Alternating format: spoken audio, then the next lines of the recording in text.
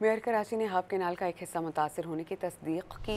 मज़ार क़ायद में कराची में मीडिया से बातचीत में उन्होंने क्या कहा, आइए आपको दिखाते हैं।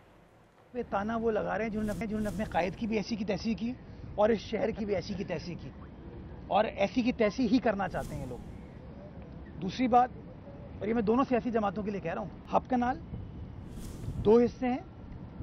एक कनाल नई बन गई है, पुरानी कनाल ज़ेर तामीर है। उस कनाल का इतनी बारिश हुई, हिल टॉरेंट्स हुए, उसका 20 मीटर का हिस्सा डैमेज हुआ है। कल सुबह हुआ, मेरी इत्तला में शामिल था, मुझे पता था उसके बारे में। वो जो वीडियो चल रही है, कोई आदमी उस वीडियो को गौर से देखे, उसके ऊपर से गैस की लाइन जा रही है। उस गैस की लाइन से वो लाइन सिंक हुई, उसके ऊपर प्रेशर आया कनाल के ऊपर, प्लस जो बरसात का पानी हिल टॉरेंट्स का था उसके ऊपर पानी आया, जिसके से 20 मीटर का हिस्सा खराब हुआ।